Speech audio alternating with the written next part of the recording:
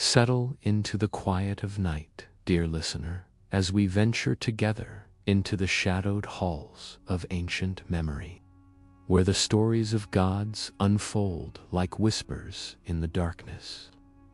Tonight we journey not to the gleaming marble temples you might imagine, but into the twisted, haunting tales that the ancient Greeks whispered among themselves about their most powerful deity, Zeus, the king of the gods, whose reign was built not on righteousness, but on violence, betrayal, and an insatiable hunger for control. You may think you know Zeus, the noble thunderer, the wise ruler of Olympus, but the myths that have survived from antiquity tell a far different story, one that would make even the darkest fairy tales seem gentle by comparison. These are not the sanitized legends of children's books, but the raw, disturbing narratives that ancient storytellers passed down through generations. Stories so unsettling that they seem to emerge from the deepest wells of human fear and fascination. As you close your eyes and let your breathing slow, imagine the flickering flames of oil lamps in ancient Greek homes, casting dancing shadows on painted walls as elders spoke in hushed tones of a god whose very birth was steeped in cannibalism and terror, whose rise to power came through patricide and war, and whose reign was marked by endless cycles of seduction, transformation, and vengeance. These were not mere entertainment, but profound explorations of power, desire, and the terrifying unpredictability of divine will. Why did the Greeks create such disturbing portraits of their highest god? And what do these haunting tales reveal about the human condition, about our deepest fears of those who hold power over us, and about the thin line between protection and predation that runs through all relationships between the mighty and the vulnerable? Asterisk. If you find yourself drawn into these ancient shadows, consider subscribing to journey deeper into mythology's darkest corners. But for now, let us begin where all things begin, in the violence of birth and the chaos of survival. Asterisk. The story begins not with triumph, but with terror, in an age when the cosmos itself trembled under the weight of a father's paranoia and a prophecy that would reshape the heavens. Cronus, the youngest of the mighty titans, had overthrown his own father Uranus in an act of such brutal violence that it stained the very foundations of creation. And now he ruled the universe with the desperate awareness that prophecy had declared his own child would one day do the same to him. Picture the scene, if you will, in that primordial palace where time itself bent to the will of its master. Cronus sat upon his throne, his eyes wild with the knowledge that each child born to him and his wife, Rhea, carried within their tiny form the seeds of his destruction. The solution he chose was one that still haunts the collective unconscious of humanity. A horror so primal that it speaks to our deepest fears of those who should protect us, becoming instead our destroyers. One by one, as each divine child was born to Rhea, Cronus would take the infant in his massive hands, and with a calm that made the act even more terrifying, he would open his cavernous mouth and swallow them whole, their cries echoing briefly in the darkness of his gullet, before being silenced forever in the acidic depths of his immortal stomach. Hestia, Demeter, Hera, Hades, Poseidon, each precious life extinguished not by accident or disease,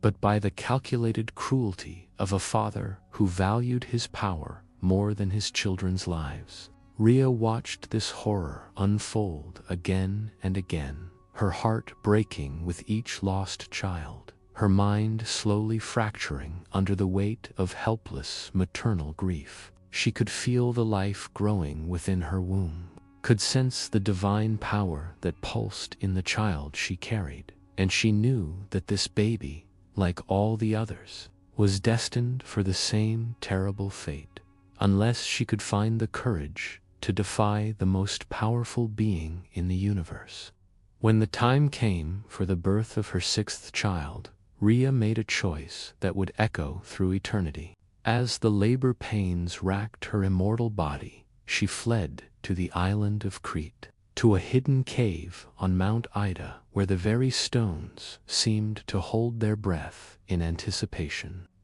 There, surrounded by shadows and the whispered prayers of the earth itself,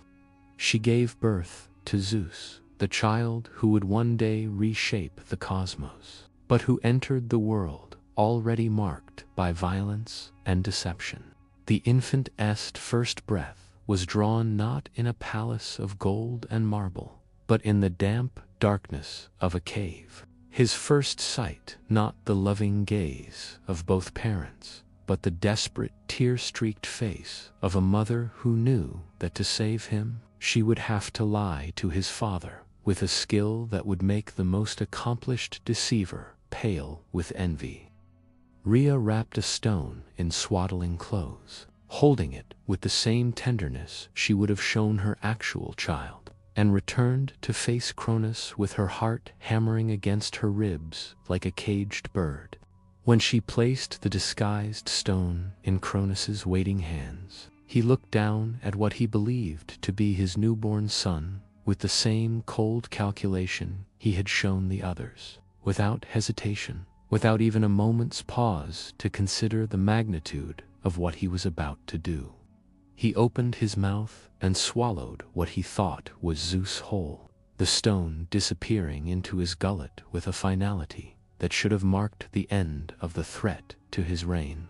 But Zeus lived hidden away in that cave on Crete, nursed by the goat Amalthea, whose milk would forever after be considered sacred, protected by the curates who clashed their shields and spears whenever the baby cried, drowning out his voice with their martial thunder, so that Cronus would never discover the deception. The child grew in secrecy, in darkness, in the constant awareness that his very existence was an act of rebellion against the established order of the universe. As Zeus matured in his hidden sanctuary, he was not raised with the gentleness and wisdom that one might expect for a future king of the gods, but rather with the hard knowledge that he had been born into a cosmic war that had begun before his first breath, and would not end until either he or his father lay destroyed. The stories speak of his education not in justice or mercy,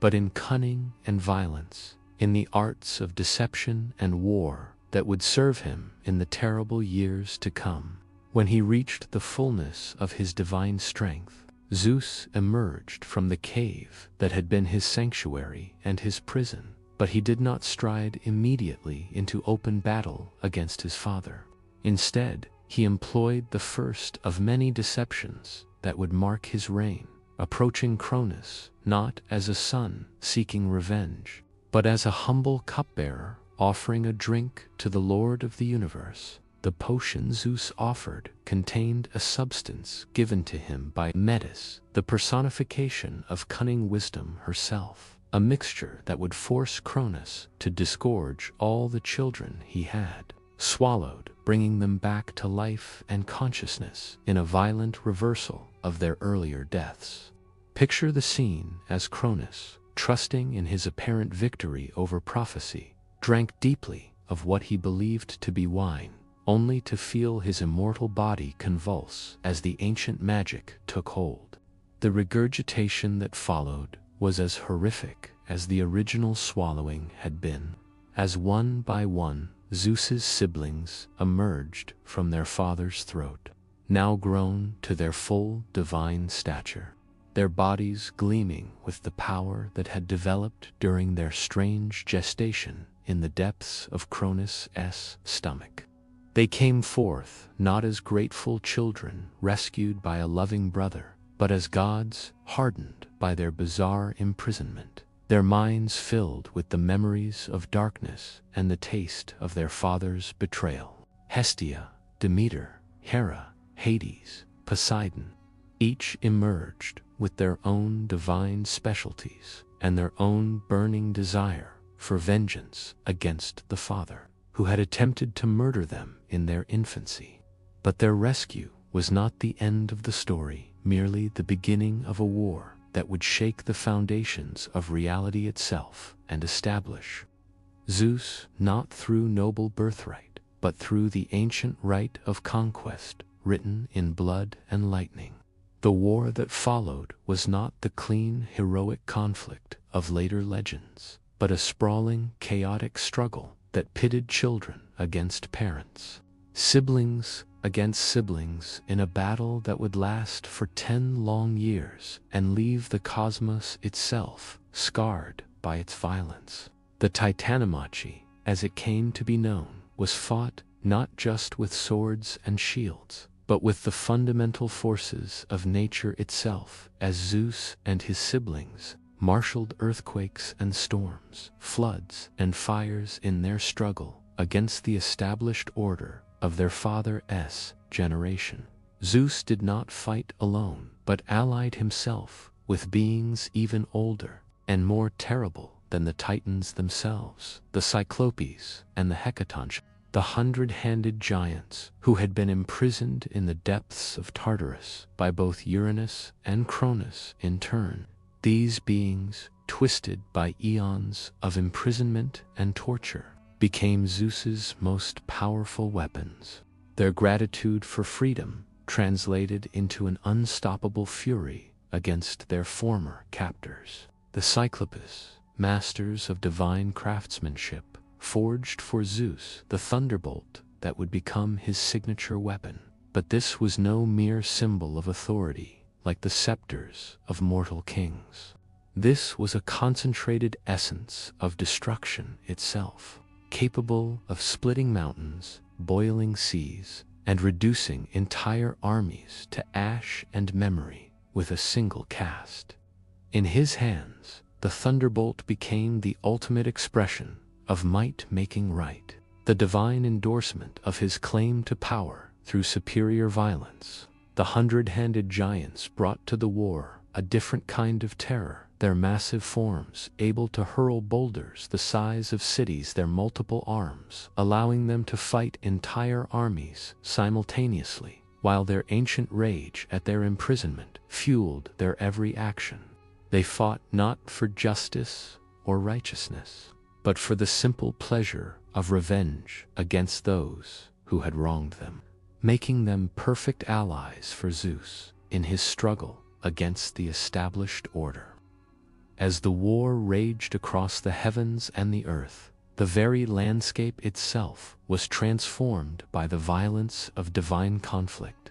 Mountains rose and fell, seas boiled and froze, the sky itself cracked under the pressure of competing powers as father fought son, and the old order battled desperately to maintain its grip on power. Mortals, those few who existed in that ancient age, cowered in whatever shelter they could find as the gods above them settled their differences with a violence that made their own petty wars seem like children's games.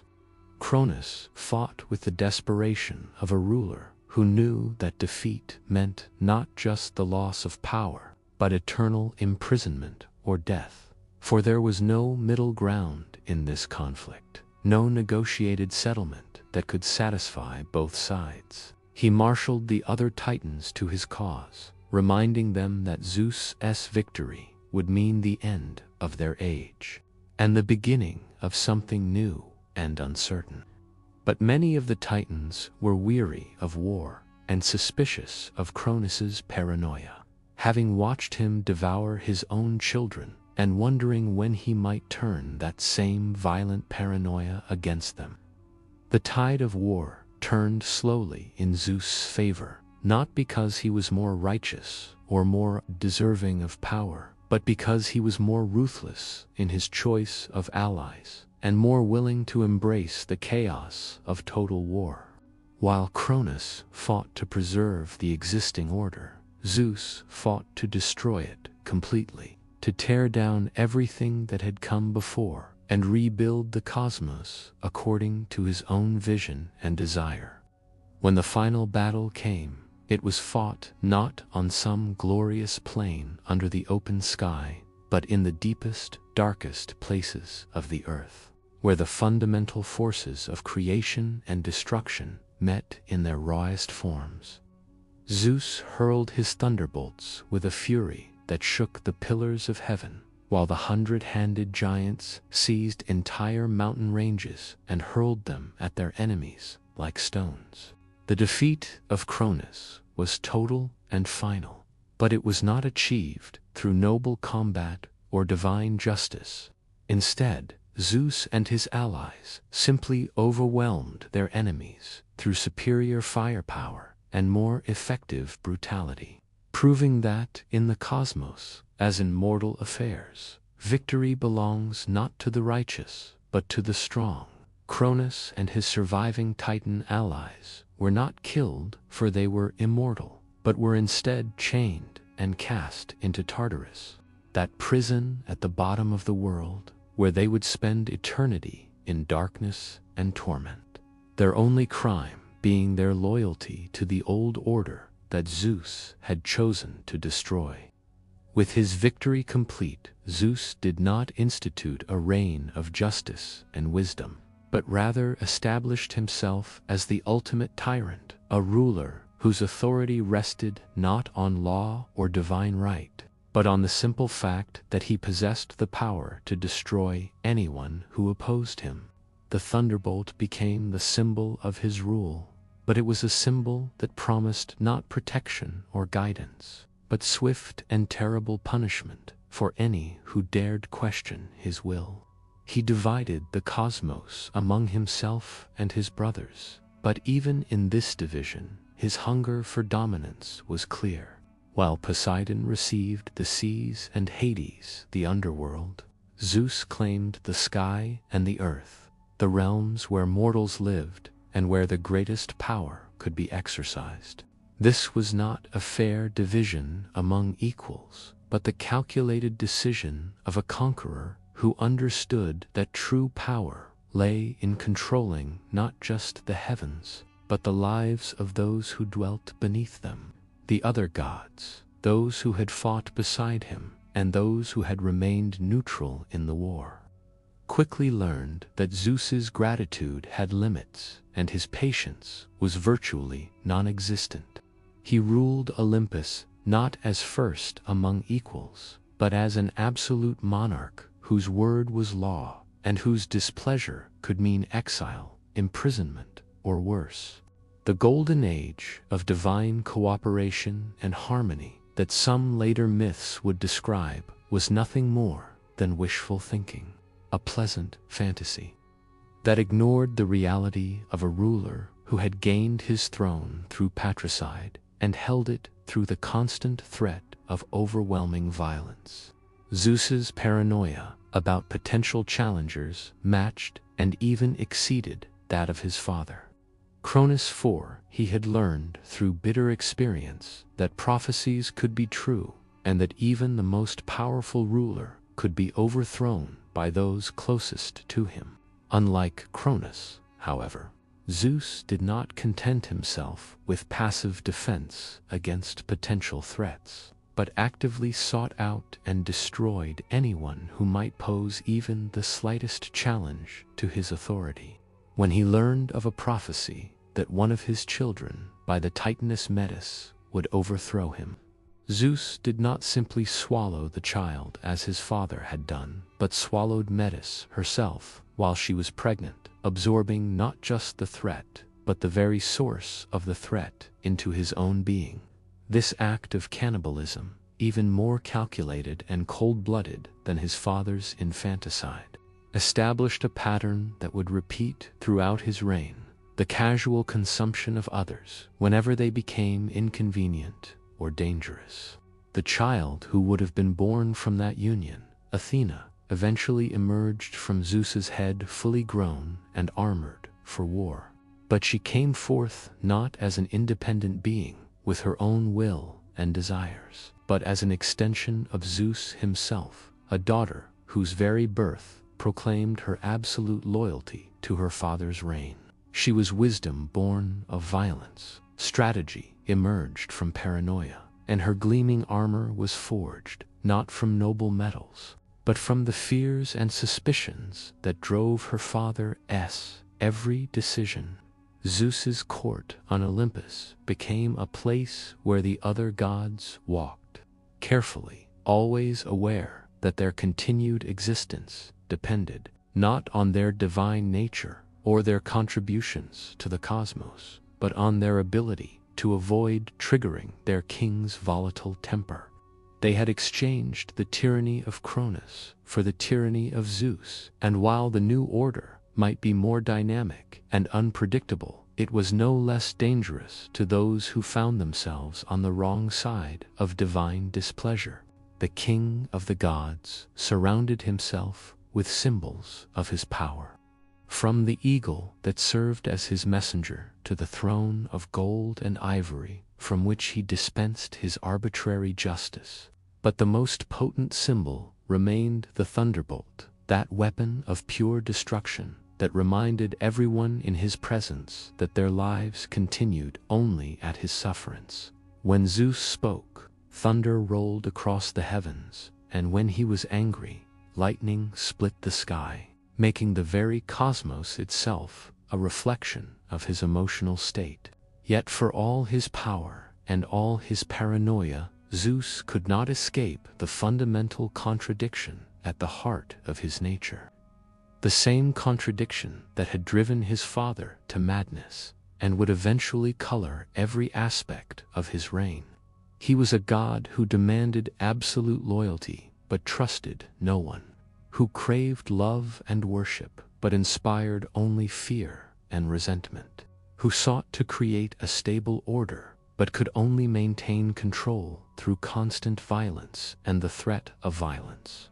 This contradiction would manifest itself most clearly in Zeus's relationships with others, particularly his endless pursuit of lovers, who could never truly consent to his advances, for what mortal or immortal being could refuse the king of the gods without risking their own destruction or the destruction of everything they held dear. The affairs of Zeus were not romantic adventures or expressions of divine love, but exercises in power and possession, demonstrations of his ability to take whatever he desired, regardless of the wishes or welfare of others. He did not court his lovers so much as he conquered them, using every tool at his disposal, from divine authority to physical transformation to outright deception, to claim what he wanted for himself.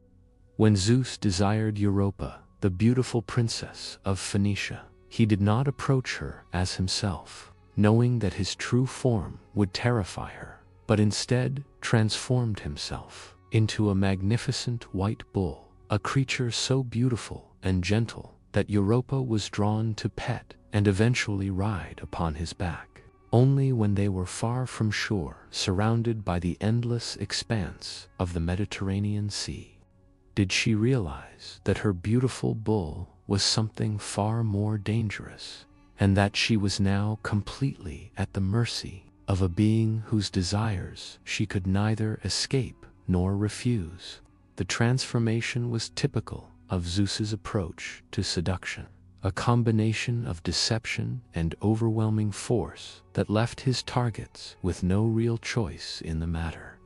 He appeared to them not as the terrifying Lord of Thunder, but in whatever form would most effectively lower their defenses, whether as an animal, a mortal man, or even as a shower of golden light, each transformation carefully calculated to exploit the specific vulnerabilities and desires of his intended victim. When he pursued Leda, the queen of Sparta, he took the form of a swan, approaching her while she bathed by the river with such apparent gentleness that she welcomed his presence, only to discover too late that the beautiful bird was something far more dangerous, and that her moment of kindness had been transformed into an inescapable trap. The encounter that followed was described in various ancient sources with different levels of explicitness, but all agreed that Leda had no real choice in what happened to her, that she was overwhelmed by forces beyond her understanding or control.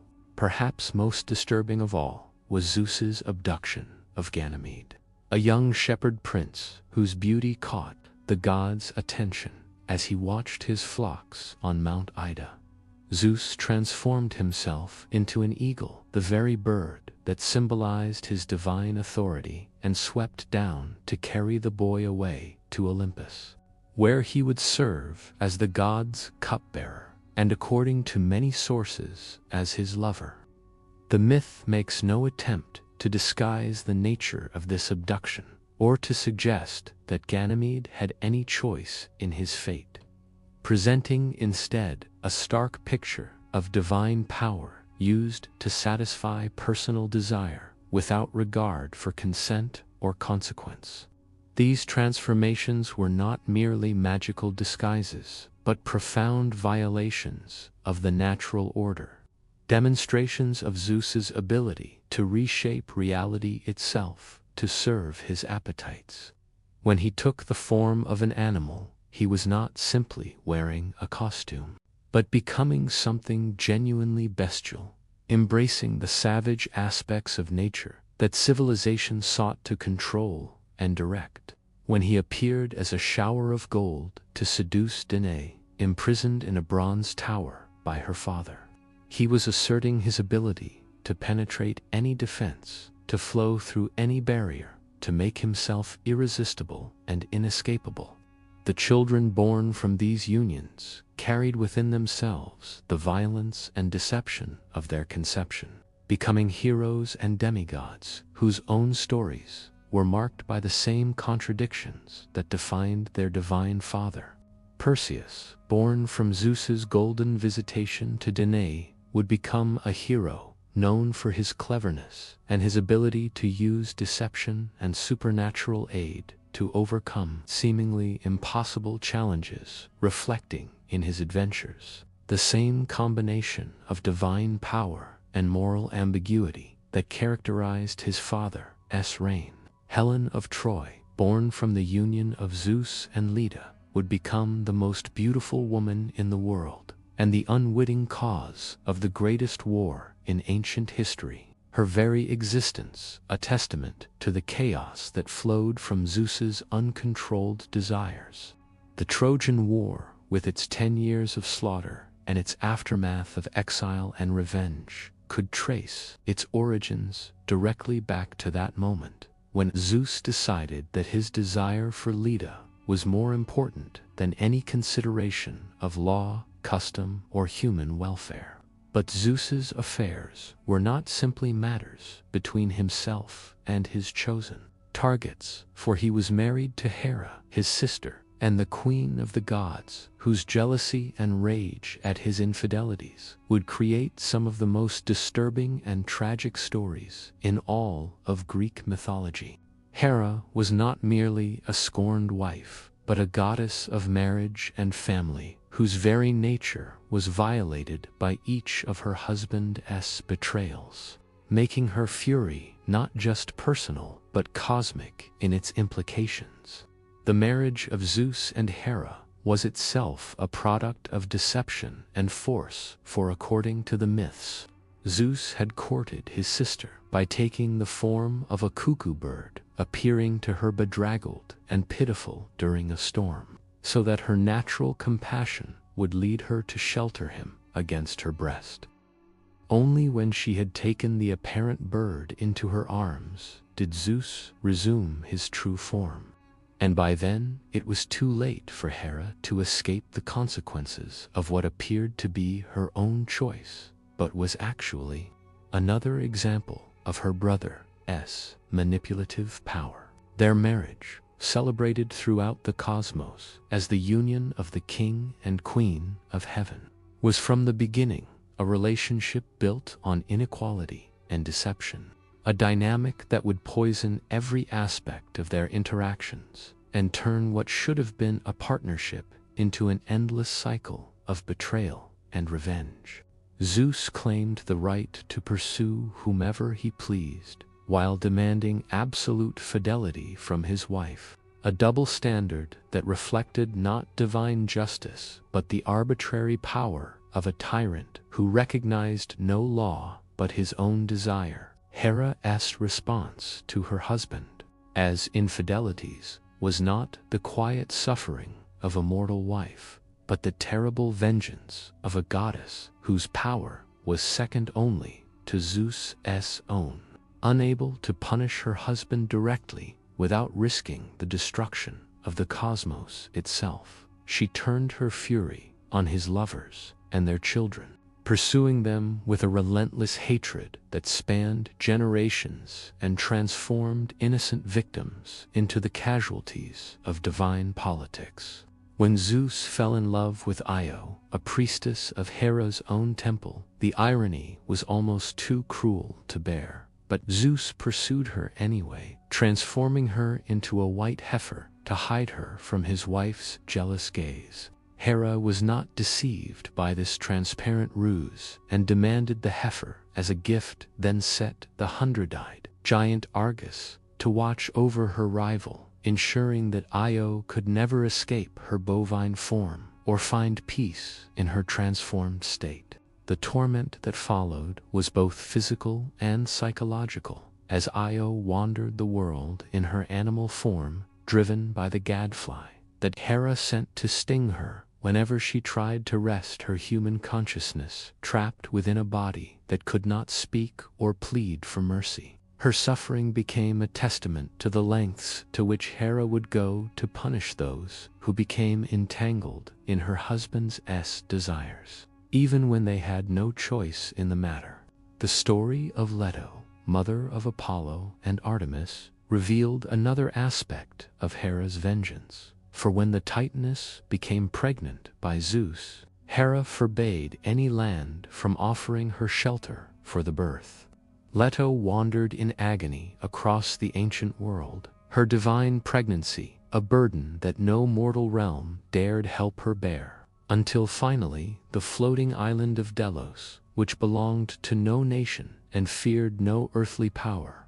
offered her sanctuary. Even then, Hera's persecution did not end, for she sent the great serpent Python to pursue Leto and her newborn children, forcing them to flee again and again until young Apollo, still barely more than an infant, took up his silver bow and slew the monster in the first act of violence that would define his divine career. The child's first act was thus not one of healing or music, the arts for which he would later become famous, but an act of justified revenge against the agent of his grandmother's jealousy. Perhaps most tragic of all was the fate of Semele, the mortal princess who caught Zeus's attention and found herself pregnant with the god who would become Dionysus. Hera's vengeance in this case was subtle and cruel, for she appeared to Semele in disguise as an old woman, befriending the young mother and gradually planting seeds of doubt about her divine lover's true identity. Convinced by Hera's manipulation that Zeus did not truly love her, Semele demanded that he appear to her in his full divine glory, the same overwhelming presence that he showed to the other gods on Olympus. Zeus, bound by an oath he had sworn before he understood its implications, was forced to comply. And when he appeared to his mortal lover, wreathed in lightning and thunder, her human form could not withstand the divine radiance, and she was burned to ash in an instant. The child she carried, Dionysus, survived only because Zeus snatched him from his mother's womb and sewed him into his own thigh, carrying him to term in a bizarre divine pregnancy that made the god of wine and madness quite literally twice born, once from his mother's womb and once from his father's body. This grotesque birth reflected the violence and chaos that surrounded Zeus's every relationship, the way his desires inevitably led to destruction and transformation rather than creation and joy.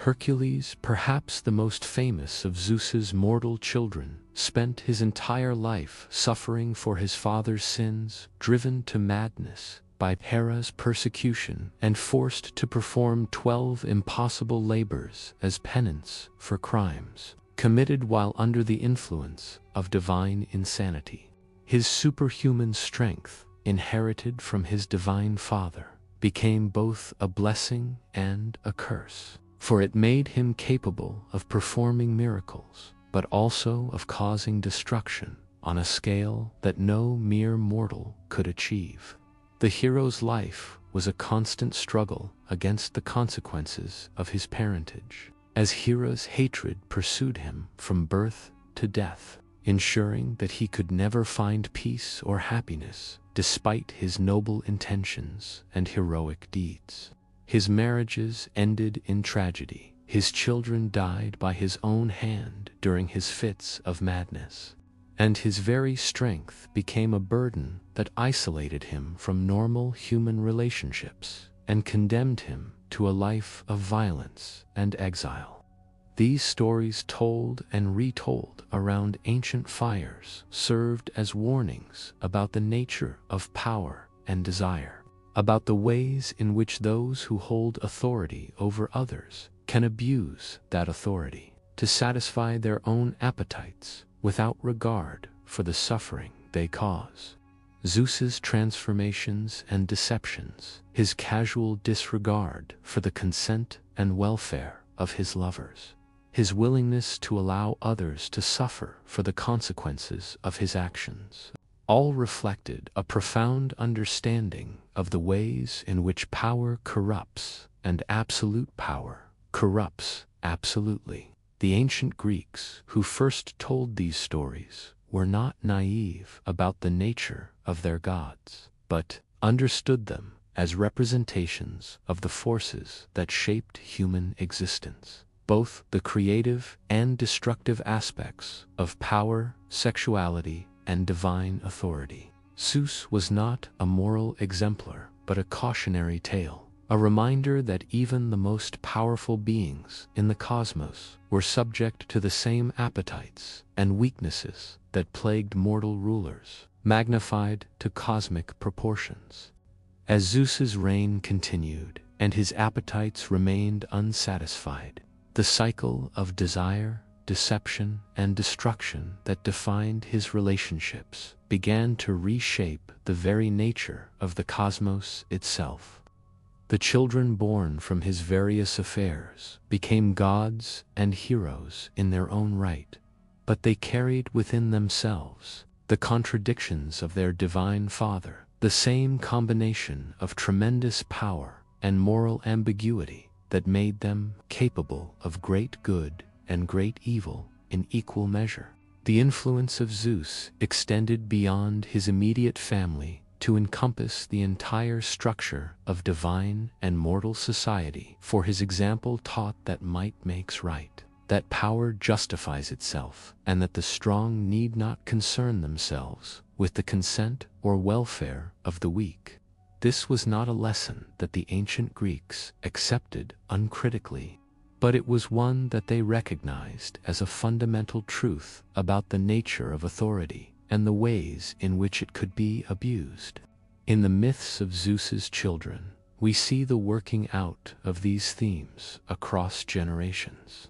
As each successive generation struggled with the legacy of violence and deception that their divine ancestor had established, some, like Athena, embraced their father's methods and became extensions of his will, while others, like Dionysus, rebelled against the established order and sought to create something new from the chaos of their origins. But even in rebellion, Zeus's children could not entirely escape the patterns he had established, for violence and transformation remained the primary tools available to them for achieving their goals. Dionysus brought madness and ecstasy to the world, but his gifts came at the cost of reason and restraint, reflecting the same lack of balance that characterized his father's approach to power and desire. Apollo brought healing and prophecy, but his oracles spoke in riddles that often led mortals to their doom, and his healing powers were matched by his ability to bring plague and destruction to those who offended him. Even his most beneficial gifts carried within them the potential for chaos and suffering, reflecting the fundamental instability that Zeus had introduced into the cosmic order through his own violent rise to power. As the ages passed and new generations of gods and mortals inherited the world that Zeus had shaped through his desires and fears,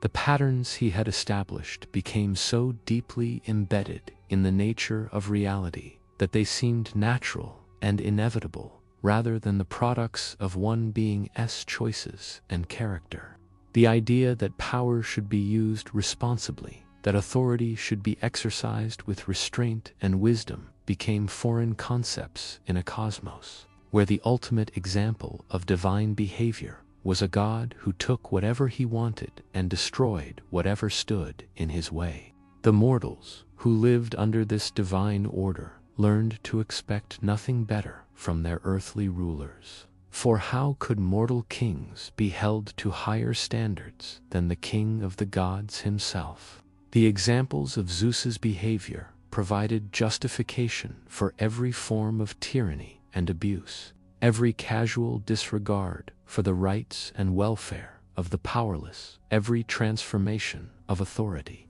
from a tool of service into an instrument of personal gratification. Yet the myths also contained within themselves the seeds of their own critique, for the very extremity of Zeus' behavior and the obvious suffering it caused made it impossible to present him as a simple hero or a perfect ruler. The ancient storytellers who preserved these tales understood that they were dealing with forces that were both necessary and dangerous, that power was required for the maintenance of order, but inevitably corrupted those who wielded it. In the quiet hours of the night, as these stories echoed in the minds of those who heard them, they served not just as entertainment, but as profound meditations on the nature of authority, desire, and the price that others pay for the satisfaction of the powerful. They reminded their audiences that even the gods were flawed, that even divine authority could be abused, and that the suffering of the innocent was often the cost of the ambitions and appetites of their betters. The Zeus who emerges from these ancient tales is not the wise father figure of later sanitized mythology, but a complex and disturbing character whose very power makes his flaws more dangerous, and whose position as king of the gods makes his personal failings into cosmic disasters. He is a reminder that power without wisdom is destructive, that authority without empathy is tyrannical, and that the strong have a responsibility to the weak that cannot be discharged simply through the exercise of superior force. As we consider these ancient warnings in our own time, when power continues to corrupt and the strong continue to prey upon the weak, the figure of Zeus stands as a eternal reminder of what happens when authority is divorced from accountability and when might becomes the only measure of right. His story is not just an ancient myth, but a timeless cautionary tale about the dangers of unchecked power and unlimited desire. In the darkest corners of Olympus, where even the other gods feared to tread, Zeus contemplated the prophecies that haunted his sleep and drove his waking paranoia to ever greater heights. For all his power, all his victories, all his casual dominance over gods and mortals alike, he could not escape the knowledge that somewhere in the tapestry of fate, threads were being woven that might yet bring about his downfall. The fates themselves, those ancient sisters who spun the destinies of all beings, remained beyond even his authority, their scissors capable of cutting short even divine existence, if the pattern of the cosmos demanded it. They had foretold the fall of Uranus and the defeat of Cronus, and Zeus knew that somewhere in their endless weaving, his own ending was already determined, waiting only for the proper moment to unfold. This knowledge did not lead him to wisdom or restraint, but rather to an even more desperate and violent assertion of his will, as if by accumulating enough power and causing enough fear, he could somehow intimidate fate itself into changing its plans for him. He became not more merciful, but more cruel, not more just, but more arbitrary. As the weight of prophecy pressed down upon him and transformed his already questionable character into something truly monstrous, the other gods learned to read the signs of his moods, like sailors watching the sky for storms. For when Zeus's paranoia peaked, even his closest allies were not safe from his suspicion and wrath. He saw potential threats in every shadow, conspiracies in every whispered conversation, and treason in every moment of independence shown by his subjects.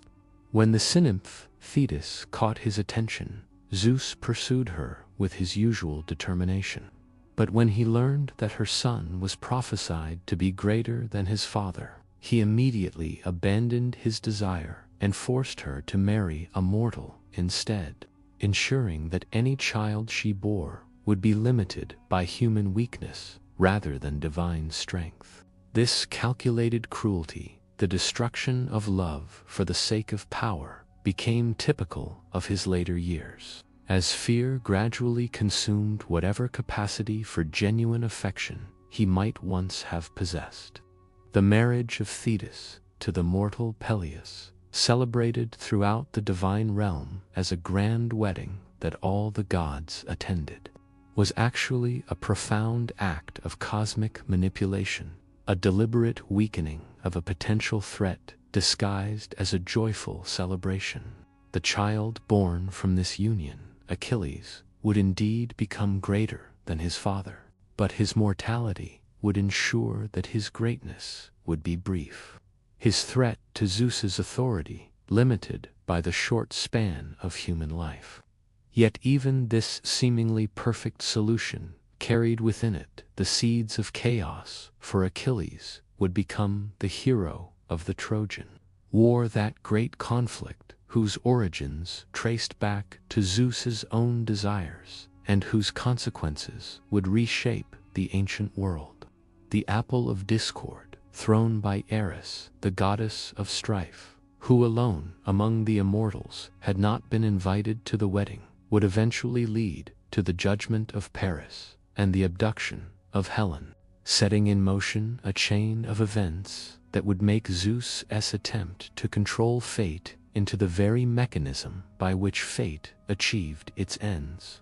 As his reign progressed and his paranoia deepened, Zeus began to see the entire cosmos as a potential threat to his authority, leading him to acts of preemptive violence that would have seemed excessive even by his earlier standards. When the mortals of the Bronze Age grew too numerous and too powerful for his comfort, he did not simply reduce their numbers or limit their abilities, but instead decided to destroy them entirely, washing the world clean with a great flood that would leave only a handful of survivors to repopulate the earth. The Great Flood was not an act of justice or moral purification, as later stories would claim, but simply the ultimate expression of Zeus's paranoid need to eliminate any potential challenge to his supremacy.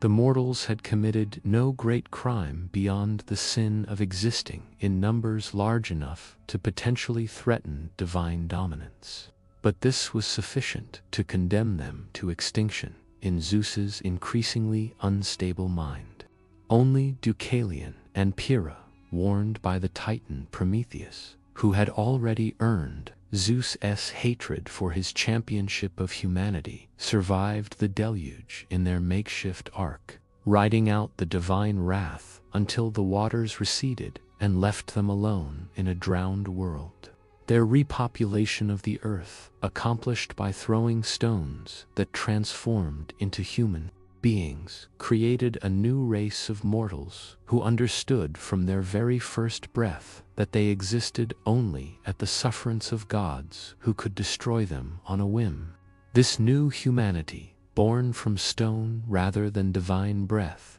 was harder and more cynical than their predecessors, their very nature reflecting the harsh lessons their origin story taught about the relationship between the powerful and the powerless. They built their civilizations with the knowledge that everything they created could be swept away in an instant if they displeased their divine overlords, leading to cultures that prioritized appeasement and sacrifice over innovation and independence. The punishment of Prometheus for his aid to humanity revealed another aspect of Zeus's evolving tyranny. For the Titan's crime was not theft or rebellion, but compassion for beings weaker than himself. When Prometheus stole fire from the gods and gave it to mortals, he was not simply providing them with a useful tool, but with the symbolic means of civilization, itself the power to transform their environment and improve their condition. Zeus's response was swift and brutal, chaining Prometheus to a mountain peak where an eagle, his own sacred bird, would come each day to tear out the Titan's liver, which would then regenerate overnight so that the torture could begin again the next morning. This punishment was designed not just to cause suffering, but to serve as a eternal reminder to anyone who might consider showing kindness to those beneath them in the cosmic hierarchy. The creation of Pandora, the first woman, was Zeus's additional revenge against humanity for accepting Prometheus's gift, for she was designed not as a companion or helper for mankind, but as a beautiful trap that would bring suffering and chaos into their previously simple existence. Her famous box, filled with all the evils that would plague human existence, was not opened by accident or curiosity, but according to Zeus's plan, ensuring that humanity's enjoyment of fire would be balanced by their exposure to disease, old age, and death. This act of cosmic spite, the deliberate introduction of suffering into the world as punishment for accepting a gift of knowledge and power, revealed the fundamental selfishness that lay at the heart of Zeus's character. He was not content simply to rule over others, but demanded that they remain ignorant and helpless, that they accept their subjugation not just as a political necessity, but as a moral good. The woman herself, beautiful and alluring, but ultimately destructive, became the prototype for all the ways in which Zeus would use beauty and desire as weapons against those who opposed him. Pandora was the first in a long line of figures who would suffer for being entangled in divine politics, her entire existence a testament to the god's willingness to use innocent beings as instruments of his revenge.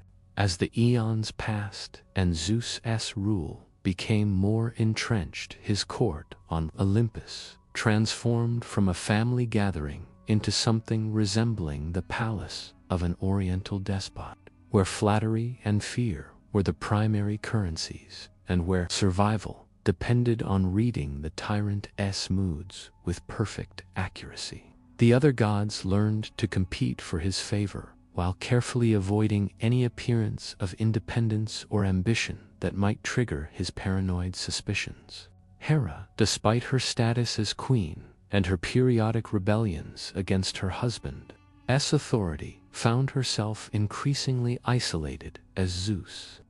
suspicions extended even to her, the one being in the cosmos who had the theoretical right to question his decisions. Their marriage, already poisoned by his infidelities and her jealous rages, became a kind of cold war in which neither party could afford to trust the other completely, but neither could afford the consequences of open conflict. The other gods watched this divine dysfunction with a mixture of fascination and terror, for they understood that their own positions depended on maintaining the delicate balance between Zeus and Hera, supporting neither too openly for fear of alienating the other. They became skilled in the arts of diplomatic evasion and careful neutrality, but this very skill made them seem potentially deceptive to Zeus, whose paranoia interpreted every sign of intelligence as evidence of possible treachery.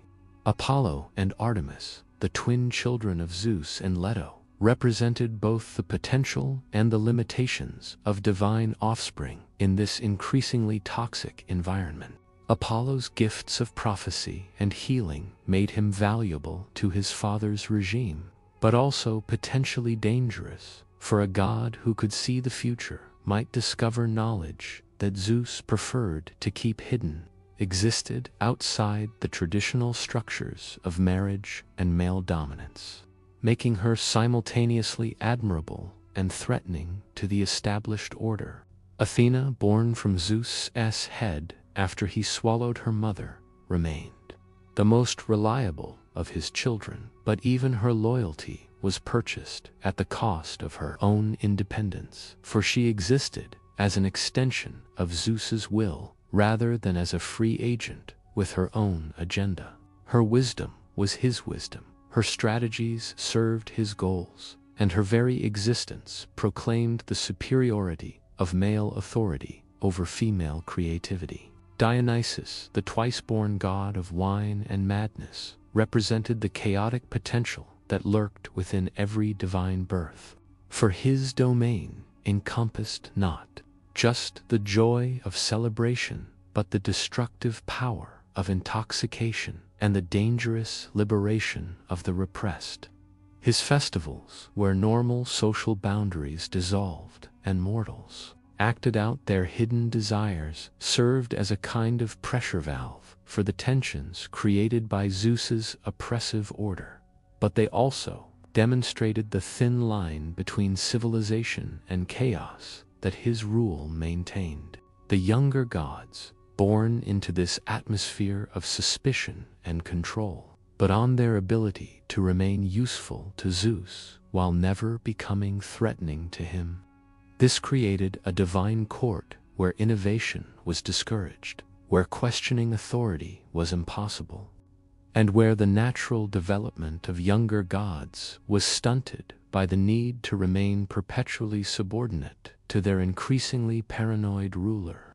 The cosmic order that Zeus had established through violence was maintained through fear, creating a stability that was really a kind of stagnation, a peace that was really a kind of death. The mortals who lived under this divine tyranny learned to mirror its characteristics in their own societies, creating kingdoms and empires where absolute rule was the norm and where the weak existed only to serve the strong. The myth of divine right, the idea that earthly rulers were appointed by the gods and therefore beyond question or criticism, embodied the contradictions of their divine heritage, combining tremendous power with profound moral ambiguity, capable of great deeds but also great crimes, often within the same story or even the same action. Their adventures, celebrated in epic poetry and tragic drama,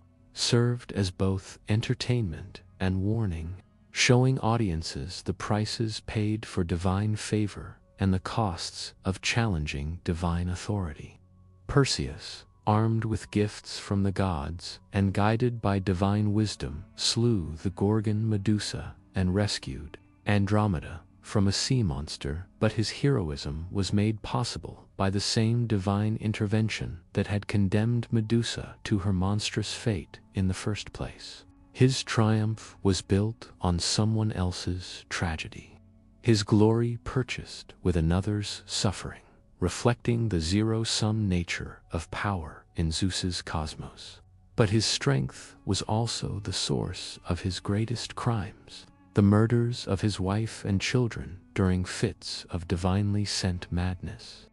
His heroism could not be separated from his violence. His service to humanity was inseparable from his destruction of it, making him the perfect representative of the world that Zeus had created. As Zeus's reign entered its final phase, the contradictions that had always marked his character began to tear apart the fabric of the cosmos itself, creating instabilities that threatened not just his own rule, but the existence of order in any form. His paranoia had grown so extreme that he suspected even his most loyal supporters, and his desires had become so consuming that they threatened to devour everything he had built.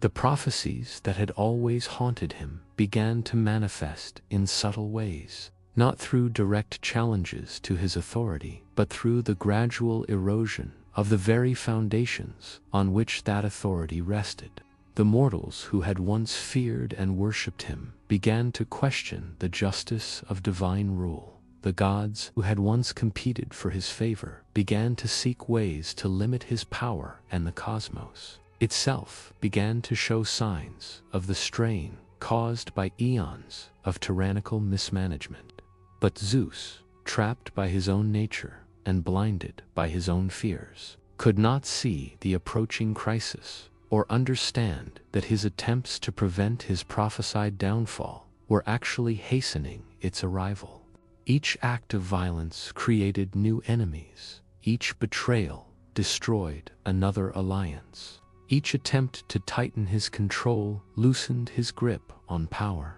creating a cascade of consequences that would eventually sweep away everything he had built. In the end, the messed-up myths of Zeus serve as more than just ancient entertainment or primitive attempts to explain natural phenomena. They function as profound psychological and political insights into the nature of power and its inevitable corruption. The relationship between strength and cruelty, and the ways in which tyranny contains within itself the seeds of its own destruction. The ancient Greeks who told these stories understood something that many modern audiences missed: that their gods were not meant to be role models or objects of unquestioning worship, but rather representations of the forces that shaped human existence, both creative and destructive, both necessary and dangerous. Zeus was not a perfect ruler, but a cautionary tale, not a wise father, but a warning about what happens when power is divorced from responsibility and authority from accountability. As we drift toward sleep, carried by these ancient currents of story and warning, we might reflect on the relevance of these myths to our own time, when power continues to corrupt and the strong continue to abuse the weak, when authority is claimed through violence and maintained through fear, when the patterns established by Zeus continue to echo through human history with depressing regularity. The thunderer may have fallen silent, his lightning may have faded to memory, but the lessons embedded in his story remain as relevant today as they were when they were first told around ancient fires. Reminders that even the mightiest can fall, that even the strongest are vulnerable to their own weaknesses, and that, in the end, all tyrannies contain within themselves the mechanisms of their own destruction. In the gathering darkness of night, as consciousness fades and dreams begin their ancient dance, perhaps we can find in these disturbing tales not just the satisfaction of justice delayed but finally delivered, but also the hope that understanding the patterns of power and corruption can help us recognize them in our own time and perhaps find ways to break free from cycles that have trapped humanity for millennia in relationships of domination and submission. The sky grows silent now, the thunder fades to whisper, and in that silence we might hear not just the end of one God's story, but the beginning of our own understanding of what it truly means to hold power responsibly, to exercise authority with wisdom, and to remember that even the mightiest rulers are, in the end, accountable to forces greater than themselves. Sleep well, dear listener, and may your dreams be filled not with the chaos of divine tyranny, but with visions of what the world might become when power serves justice rather than itself, when strength protects rather than dominates, and when the thunderbolt is finally laid aside in favor of wisdom, compassion, and the patient work of building rather than destroying.